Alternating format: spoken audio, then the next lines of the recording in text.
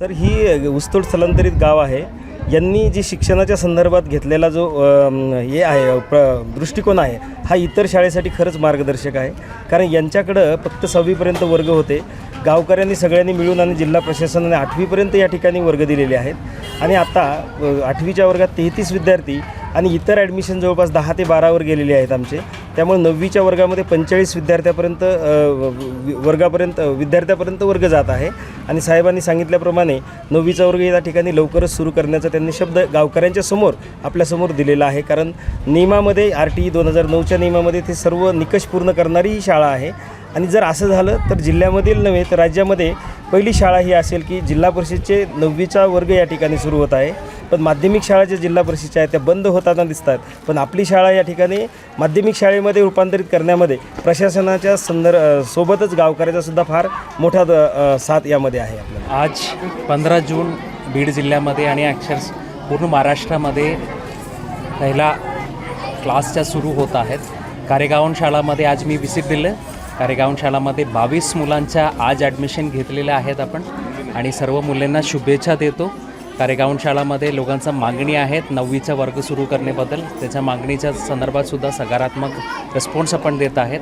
आणि बीड जिल्ह्यामध्ये आज ॲडमिशन घेतलेले सर्व मुलांना सर्व शुभेच्छा देतो. अभ्यास करावे सर्व मुलांना मी विनंती करतो. बीड जिल्ह्यातील ऊसतोड कामगारांचा जिल्हा म्हणून ओळखला जातो. बीड जिल्ह्यातील पालकांना काय आव्हान असेल? ऊसतोडीला जाणारे बरेच लोक आहेत बीड जिल्ह्यातून जाणारे. आपल्या रेकॉर्ड्सप्रमाणे जवळपास 1 लाखाचा वर लोक दरवर्षी ऊसतोडीला कर्नाटका, तामिळनाडू आणि महाराष्ट्राच्या इतर भागामध्ये ऊसतोडीला जातात. सर्व पालकांना मी विनंती करतो मुख्य कार्यकारी अधिकारी म्हणून आपल्या विद्यार्थ्यांना आपल्या ऊसतोडीला जाताना आपल्या हंगामी वसतिगृहामध्ये भरती करावे.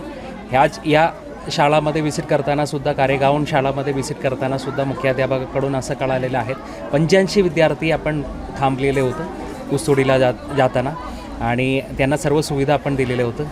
ह्या वर्षातसुद्धा सर्वांना तेच विनंती आहेत ऊसतोडीला जाताना तुमचा विद्यार्थ्याच्या शिक्षणाकडून वंचित होऊ नये म्हणून आपल्या ऊसतोड हंगामी वसतिगृहामध्ये त्यांचा भरती करावे असं मी विनंती करतो. आज आमच्या गावात 22-23ला शाळा मोडकळीस आलेली होती आणि ती हळूहळू सर्वांच्या सहमतीने प्रगतीपथावर आणून आज अखेर आम्ही 8वीचा वर्ग उघडलेला आहे.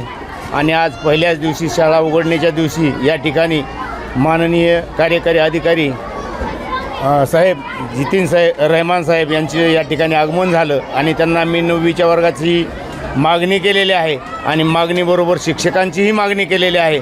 तरी सरांनी त्या विषयावर मी सर्वतोपरी आम्ही प्रयत्न करू आणि तुमची गती पूर्ण करू असं त्यांनी आश्वासन दिलेलं आहे आणि ते करतील असं मला खात्री वाटत आहे.